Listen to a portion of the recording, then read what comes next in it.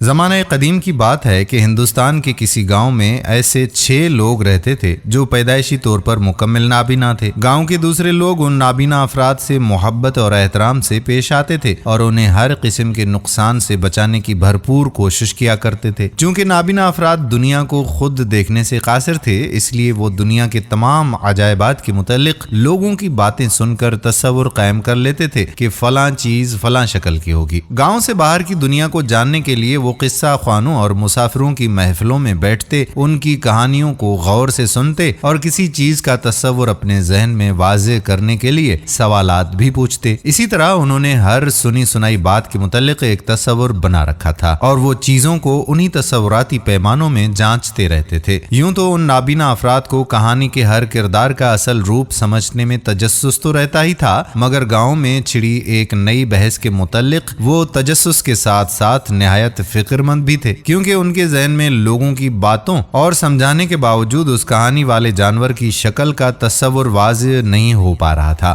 ہوا کچھ یوں کہ ریاست کے مہاراجا نے اپنی شہزادی کی سواری کے لیے کسی دور دراز کی ریاست سے ہاتھی منگوایا تھا، اور اسی ہاتھی کا ذکر اب زبان زدے خاص و عام تھا۔ گاؤں والوں نے ہاتھی پہلی بار دیکھا تھا، اس لیے ان کے لیے وہ کسی عجوبے سے کم نہیں تھا۔ گاؤں والوں نے تو مہاراجا کی حویلی میں جا کر ہاتھی کو دیکھ لیا تھا، مگر مصیبت یہ تھی کہ وہ 6 نابینا افراد نہ تو دیکھ سکتے تھے اور نہ گاؤں والوں کے سمجھانے سے سمجھ رہے تھے کہ ہاتھی کیسا ہوتا ہے۔ گاؤں والے انہیں سمجھاتے کہ ہاتھی بہت بڑا ہوتا ہے، جنگلوں کو روند سکتا ہے، بھاری بوجھ اٹھانے میں اس کا کوئی ثانی نہیں ہے، وہ جب اپنی اونچی بھیانک آواز میں چنگھاڑتا ہے تو نوجوانوں، بوڑھوں اور حتیٰ کہ دوسرے جانوروں تک کو خوفزدہ کر دیتا ہے۔ وہ 6 نابینا افراد یہ بات سمجھنے سے قاصر تھے کہ جب مہاراجا کی بیٹی اس پر سواری کرتی ہے تو وہ جانور اتنا خطرناک کیسے ہو سکتا ہے، اور مہاراجا کیوں کر اپنی شہزادی کو اتنے خطرناک جانور کے قریب بھی جانے دے گا۔ اب دن رات ان کے پاس ایک ہی موضوع ہوتا تھا کہ مہاراجا کا ہاتھی کیسا ہوگا۔ سنی سنائی باتوں سے وہ خود ہی قیاس آرائیاں کرتے اور کہتے کہ اگر وہ اتنا خطرناک ہے تو پھر ہاتھی کے بجائے طاقتور دیو ہوگا۔ ایک اندھا شخص کہتا، نہیں، میں نے کہانیوں میں سن رکھا ہے کہ زمانہ قدیم میں جنگلوں کو صاف کرنے اور راستہ بنانے کے لیے ہاتھیوں کا استعمال ہوتا تھا اور وہ ایک جانور ہی ہے۔ دوسرا کہتا، نہیں، ایسا ویسا کچھ بھی نہیں ہے، تم غلط ہو، اگر شہزادی اس کی پشت پر سوار ہو کر بے خوف و خطر سفر کرتی ہے تو یقیناً ہاتھی خوبصورت اور بھلامانس جانور ہوگا۔ تیسرے نے کہا کہ بھائیو، میں نے سن رکھا ہے کہ ہاتھی نیزہ نما جانور ہوتا ہے جس کے برچھی نما دانت اتنے لمبے اور نوکیلے ہوتے ہیں کہ وہ سیدھا انسان کے دل کا نشانہ لے کر اس کو چیر پھاڑ دیتا ہے۔ چوتھا کہنے لگا کہ دوستو، مہربانی کرو اور خوف نہ پھیلاؤ، ہاتھی محض ایک بڑی گائے کے مشابہ ہے، اس سے زیادہ کچھ بھی نہیں ہے۔ گاؤں کے لوگوں کو عادت ہے کہ بات کو بڑھا چڑھا کر پیش کرتے ہیں۔ پانچواں کہنے لگا کہ یقیناً ہاتھی کوئی جادوئی چیز ہے جو مختلف روپ دھار کر شہزادی کو بحفاظت سیر کرواتی ہے۔ آخری اندھا شخص کہنے لگا کہ میں تو سرے سے ہی اس بات کا انکار کرتا ہوں کہ ہاتھی نامی کوئی جانور وجود بھی رکھتا ہے۔ مجھے یقین ہے کہ گاؤں کے چالاک لوگوں نے ہم اندھوں کو بھیانک مذاق کے ساتھ بیوقوف بنایا ہے۔ آخرکار گاؤں کے لوگ ان اندھوں کی فضول بحث اور الزام تراشیوں سے تنگ آ گئے تو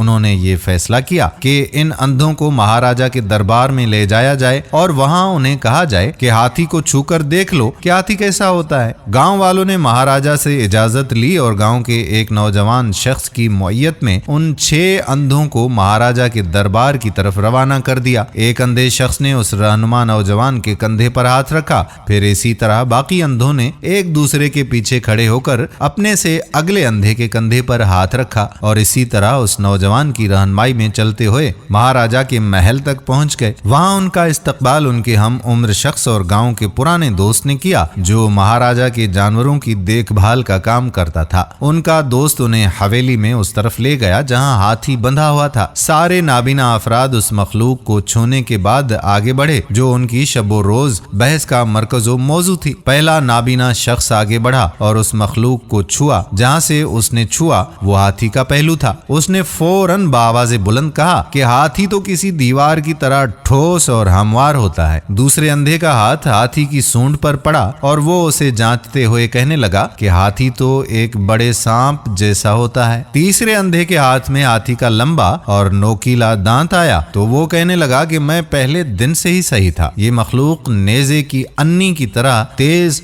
और मुहल्लिक है। चौथे अंधे ने हाथी की एक टांग को पकड़ा और कहने लगा कि ये फकत एक बड़ी गाय ही तो है। पांचवें अंधे के हाथ में हाथी के कान आए तो वो उन्हें अच्छी तरह महसूस करके कहने लगा कि बड़े बड़े पंख जो पहाड़ों और दरख्तों की चोटियों पर उड़ने वाले कालीन जैसे हैं। ये वाकई कोई जादुई सवारी है। छठे नाबीना शख्स ने जहाँ हाथ रखा वो हाथी की दुम थी। उसने हाथों के साथ टटोल कर देखा और ऐलान करने के अंदाज में कहा कि ये तो पुरानी और बेकार झूलती हुई रस्सी के टुकड़े से ज्यादा कुछ नहीं है। उसने तंज करते हुए कहा कि हो ना हो ये बड़ा ही खतरनाक जानवर है। महाराजा के नौकर ने अपने दोस्तों को कहा कि तुम तवील सफर करके आए हो, यकीनन तुम लोग थक गए होगे। आओ यहाँ इस दरख्त के छांव में बैठ जाओ, मैं तुम्हारे पीने के लिए मशरूब लेकर आता हूँ। उनका दोस्त उन्हें वहाँ बिठा कर चला गया और वो इंतजार करने के दौरान अपने पसंदीदा मौजू को फिर से छेड़ बैठे। हाथी दीवार की तरह होता है। पहले अंधे ने कहा, यकीनन हम इस बात पर मुत्तफिक हो सकते हैं, एक दीवार है, एक हाथी, एक बड़ा सांप है। दूसरे अंधे ने जवाब दिया, ये एक नेजा है, मैं आपको बताता हूँ। तीसरे अंधे ने इसरार किया, मुझे यकीन है कि ये एक देव हैकल गाय है। चौथे अंधे ने कहा, जादू का कालीन है, इसमें कोई शक नहीं। ये पांचवें अंधे ने जवाब दिया, देखते नहीं। छठे अंधे ने इल्तिजा करते हुए कहा कि किसी ने हमें धोखा देने के लिए रस्सी का इस्तेमाल किया है। हर अंधे का ख्याल था कि उसने जो महसूस किया वही सच था और बाकी अंधे उसके साथ झूठ बोलकर उसकी बात को रद्द कर रहे हैं। अभी इनकी बहस जारी ही थी कि उनकी आवाज बुलंद से बुलंद तर होती गई। किसी ने कहा दीवार है, किसी ने कहा सांप, बर्छी, गाय, कालीन, रस्सी। चिल्लाना बंद करो। महल के अंदर से गुस्सीली आवाज आई। ये महाराजा जो अंधों के शोर शराबे की वजह से अपनी नींद से बेदार हुआ था। सारा किस्सा सुनकर महाराजा ने पूछा कि तुम में से हर एक को पुख्ता यकीन कैसे हो सकता है कि बस वो अकेला ही सही है। 6 के 6 अंधों ने महाराजा के सवाल पर गौर किया और फिर ये जानते हुए कि महाराजा बहुत अक्लमंद इंसान है वो उसके सामने खामोश रहे। महाराजा ने शफकत और नरमी से कहा कि हाथी बहुत बड़ा जानवर होता है। हर आदमी ने सिर्फ एक हिस्से को छुआ और उससे अपने हिस्से को मुकम्मल सच मान लिया। जो तुमने महसूस किया वो सच था, बिलाशुबा तुम सब सच्चे हो, लेकिन मुकम्मल सच सिर्फ उस सूरत में जाहिर होगा जब तुम लोग तमाम हिस्सों को एक साथ रख कर देखोगे, तभी आपको असल हकीकत नजर आएगी। और इस तरह मुकम्मल सच जाने बगैर अधूरे